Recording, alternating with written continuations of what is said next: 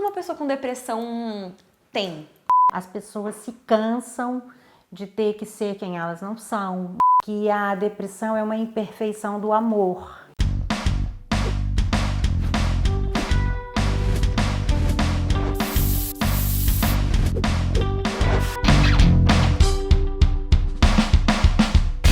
Yay! Mais um Papo Cabelo começando e o assunto hoje é um assunto sério, mas um assunto muito importante e que precisa ser falado. Que bom que a gente tem um especialista aqui para conversar com a gente hoje sobre depressão.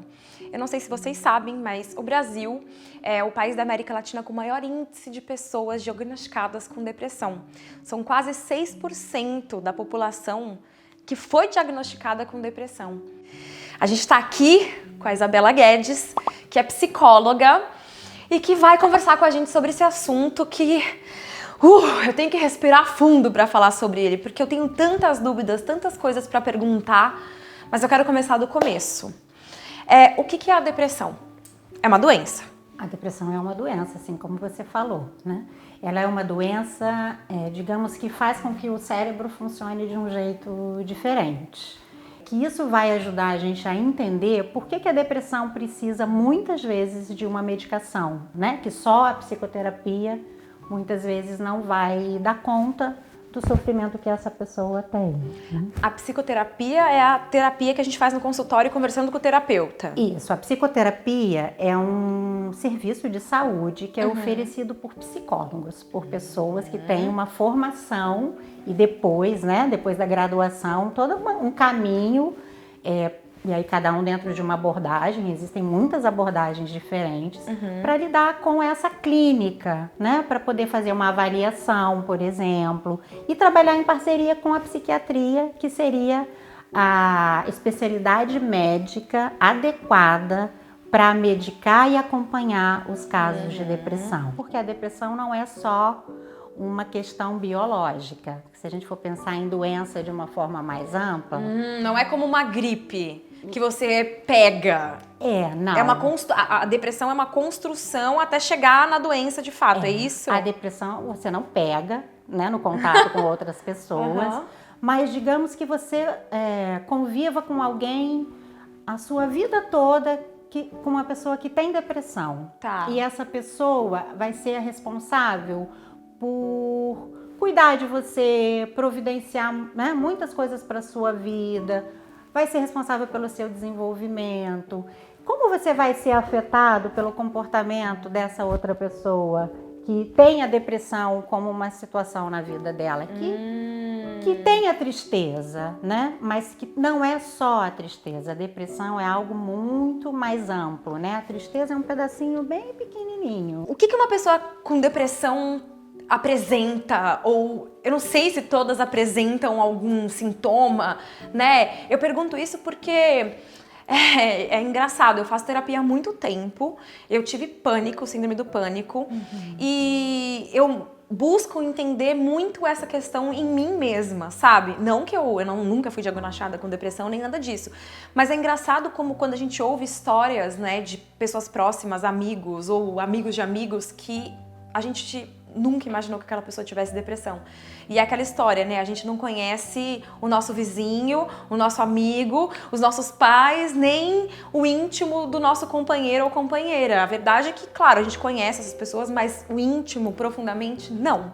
Então, o que uma pessoa com depressão tem? Olha, a depressão ela é um quadro, ele vai variar, obviamente, mas eu vou te falar de um modo mais geral, tá? Porque a gente precisaria olhar, né, caso a caso. Claro. Mas em geral, assim, são muitos comportamentos, é um quadro que tem tanto sintomas quanto sinais. Ou seja, quem tem a depressão vai sentir coisas como excesso de apetite ou falta de apetite, né? Então, uma pessoa que talvez busque na comida um preenchimento desse vazio que ela sente, ou uma pessoa que se recuse e que não tem apetite, uma pessoa que perde o interesse pela vida, interesse pelos amigos, interesse pelo trabalho, uma pessoa que não consegue sair de casa para exercer as tarefas mais cotidianas e as coisas que ela gosta, para estar com pessoas que ela gosta, para fazer coisas que antes ela fazia e que eram prazerosas na vida dela. Então é uma pessoa que perde a relação com o prazer, é uma pessoa que tem o seu sono muito conturbado, né? Ou uma pessoa que vai dormir o dia todo, ou uma pessoa que não vai dormir.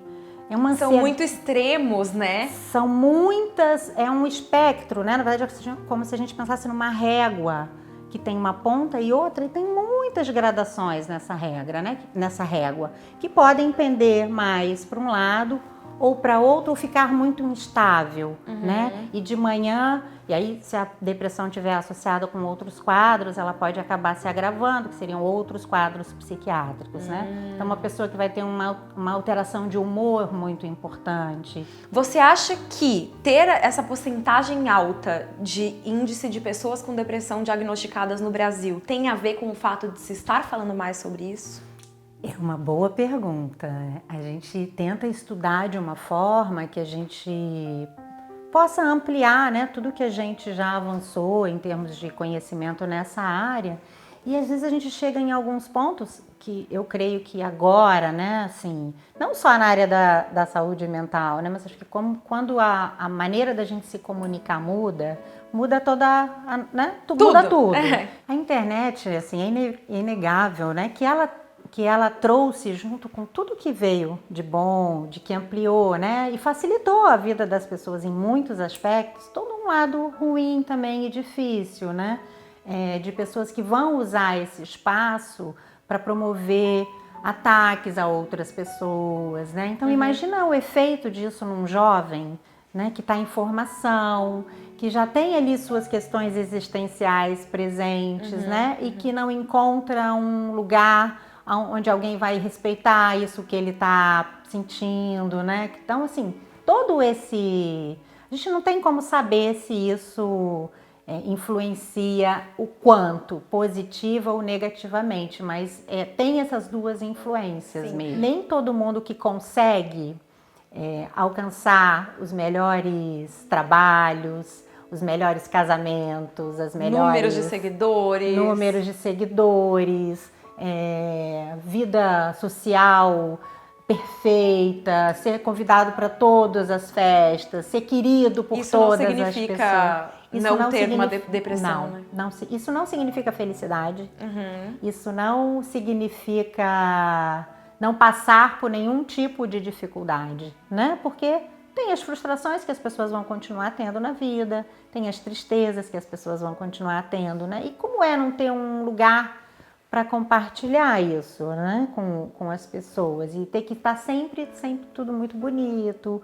Então sustentar isso, sustentar essa vida perfeita, psiquicamente é muito insustentável, né? As pessoas se cansam de ter que ser quem elas não são, muitas vezes, de ter que mostrar o que elas não têm. E às vezes essa depressão ela vai aparecer só lá na frente, né? Porque ela vai aparecer muitas vezes num momento em que a pessoa se entrega, em que assim, ela não consegue, ela não tem mais nenhum tipo de força, né? A gente consegue fugir da depressão? Fugir, eu creio que essa não seria a melhor palavra, né? Eu acho que se a depressão não tem forma, se ela é um monstro ou se ela é um bicho que mora embaixo da minha cama e que eu nunca vou lá embaixo para ver o tamanho que ele tem, né? Pensa numa criança que imagina fantasmas dentro do armário ou embaixo da cama, né? E que ela não tem coragem de olhar lá o que é aquilo. E ela chama a mãe, ela tem medo. Até que um dia alguém vai lá, olha junto com ela e aí é um bichinho de pelúcia que está lá a vida toda guardado, né? Então, fugir seria talvez lidar com uma ideia, com algo muito abstrato que não pode ser concretizado, né? Então, qual é o tamanho dessa depressão?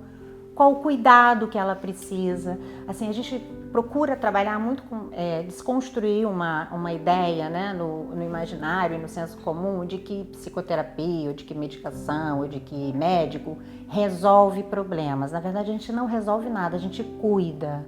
E eu acho que faz uma diferença enorme entre essas duas palavras. Você vai cuidar da sua vida como um todo. E a depressão é algo que faz parte. E talvez essa depressão ganhe uma outra forma, um outro tamanho. Quando você olha no olho dela, quando você pergunta para ela, o que você está querendo me dizer sobre a minha vida, né? O que eu preciso encarar? O que eu preciso fazer? Eu acho que eu entendi, mas o que eu quero dizer é assim, existem várias doenças que a gente toma uma vacina para não ter. Existe uma vacina para depressão? Assim, tem algo que eu possa fazer na minha própria vida para afastar a depressão, para fazer com que ela não entre na minha vida, ou isso não existe? Não é uma força minha? Não, acho que tem uma força que pode ser. Se a depressão já tivesse instalado, né, e tiver mais tempo, já tiver mais crônica, mais grave, porque a gente vai ter também níveis diferentes de depressão, né? A gente tem o que a gente chamaria de depressão maior, que é a depressão grave, e aí sim, essa precisa de mais cuidado, né? Até mesmo quando ela fica sob controle, como ela retorna, ela vai ser uma depressão que vai estar sempre ali. Não tem cura. Tem controle. Uma vez li num livro, tem um livro muito, muito bom que eu gosto muito e o autor começa falando... Qual livro? É o Demônio do Meio-Dia. E ele começa dizendo que a depressão é uma imperfeição do amor. E que quando ela chega, ela impede que as pessoas possam amar as outras de um jeito mais livre, né? Porque esse amor não existe nem na própria pessoa, dela com ela mesmo, né? Uma pessoa que deixa de achar que ela tem um valor para o mundo, que se ela fizer falta não vai ter a menor importância, né? Ninguém vai sentir a falta dela, ela não tem nada a colaborar, né? Isso são outras... Porque a gente pode ficar triste, mas a gente não acha que a gente não vale nada. Sim, né? Tem uma diferença latente. Tem uma diferença na forma como a pessoa acredita na existência dela, né? Como se fosse uma existência que não tivesse nenhuma razão de ser. E para quem não tem a doença, às vezes é difícil entender quem tem, porque se torna algo incabível. Tipo, mas como assim? Como, né? Como? Então... Se a gente, do lugar de pessoa que não tem depressão, notar que alguém próximo anda triste demais ou apresentando alguns comportamentos parecidos com alguns que você relatou aqui, o que fazer? Como ajudar? Esse é um outro ponto, né? Quando alguém nos conta que está com uma dor no pé, com uma dor no ouvido, né? Com qualquer dor, as pessoas se mobilizam para tirar essa dor, né? E as pessoas validam essa dor que o outro sente, sim, né? Totalmente. Ninguém fala, tem certeza mesmo que tá doendo? É verdade. Tá com dor de cabeça? Tem certeza? Né? É verdade. E com a depressão isso acontece, porque fala daquele estigma que existe, né? E porque se eu olho para o outro e o outro me diz que tem algo que não tem muita explicação e que o outro tem uma vida mais ou menos parecida com a minha, então isso também quer dizer que eu posso desenvolver isso, né? Isso fica como um espelho. Muitas pessoas têm medo de se aproximar porque acham que vai contaminar, porque é muito negativa, né? Então, assim, notou algo, alguma mudança brusca de comportamento ou alguma mudança que foi acontecendo ao longo do tempo, né? Uma ajuda profissional, né? Um encaminhamento para uma ajuda profissional.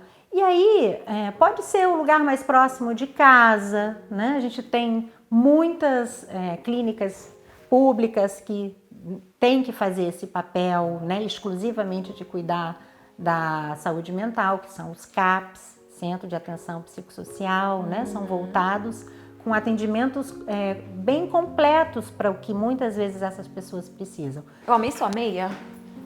Gostou? Me dá vontade de sorrir quando eu olho sua meia.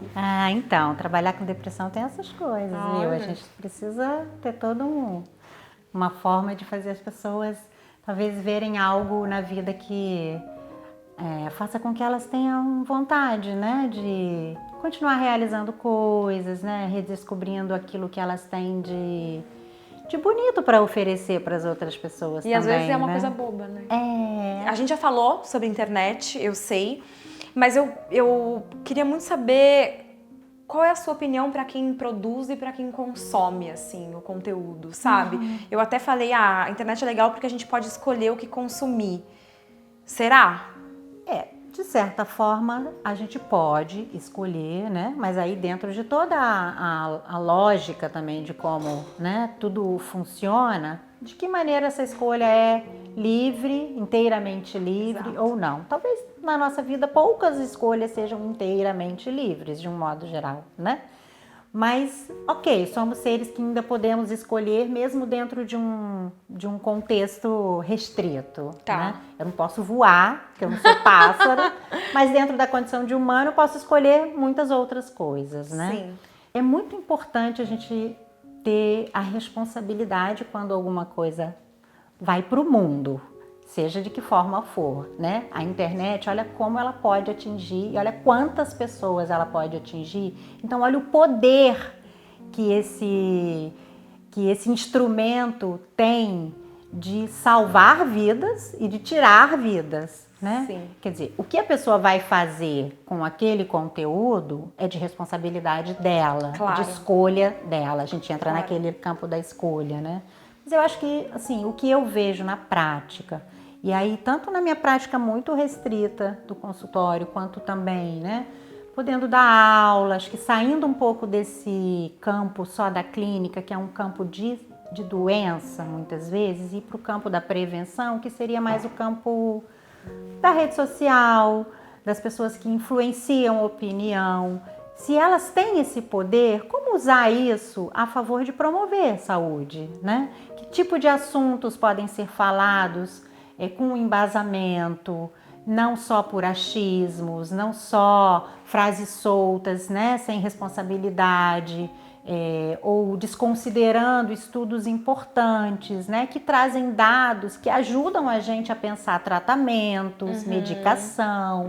Então, assim, quantas pessoas que são públicas e tem um imaginário social, né, em torno delas. Exato, isso quer dizer que as pessoas ficam lá do outro lado da tela, seja que tela for, achando que a vida da pessoa é perfeita. E quando elas se deparam com a humanidade dessa pessoa, né, quando essa pessoa vem a público e diz: eu tive depressão, eu tive tal situação na minha vida, eu sou como vocês, né? Eu não sou um Deus que nada me atinge. Quando ela se humaniza, né? Ela abre a possibilidade das pessoas se humanizarem também. E aí de poderem dizer: eu sei também. do que você está falando, porque eu também vivo isso. Então, assim, pessoas públicas, né? Têm uma responsabilidade grande do que elas fazem com o que elas falam, né? A gente não sabe onde as coisas que a gente fala, posta, mostra vão cair, a gente não sabe. Não, né? A gente não sabe os recortes que podem ser feitos disso que é falado, né? Exato. Porque uma coisa é eu escutar uma frase num contexto maior. Sem dúvida. Outra coisa é eu pegar aquela frase, pensar ela de uma fala um pouco maior e dizer, olha aqui o que estão dizendo, né? E aí, se a gente não... Porque aí a gente vai pensar na lógica do mais simples, essa frase reduzida a isso é isso, quando na verdade ela tem um significado muito maior, né? Ou seja, responsabilidade para criar, responsabilidade para consumir na internet. Sim. Existem gatilhos para depressão? Coisas que a gente faz no nosso dia a dia que são gatilhos ou não? Que podem fazer com que essa depressão se desenvolva. Exato. Existem gatilhos, existem situações que podem ser a gota d'água. A gente pode pensar dessa forma, né? Quer dizer, um quadro que vem ali se desenvolvendo ao longo do tempo. Que já está ali. Que está ali, mas que ainda não está, ou, né, não está tão grave. Está ali, mas já deu alguns sinais. Assim, a gente pode pensar num sinal assim que vem aqui no ouvido e dá só uma cochichadinha e a gente não ouve. E, né, segue a vida. Aí aquilo vem e fala um pouquinho mais alto, né? E a gente poderia pensar que essa última gota é quando vem o grito, né?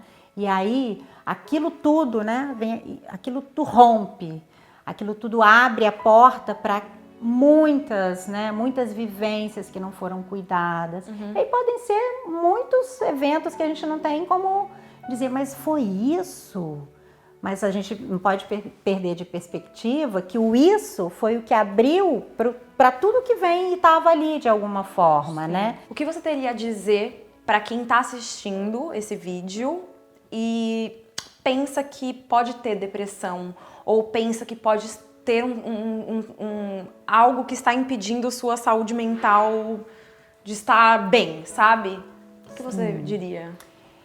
Eu diria para essa pessoa escolher alguém de confiança dela para poder contar para essa primeira pessoa, né? Não precisa ser...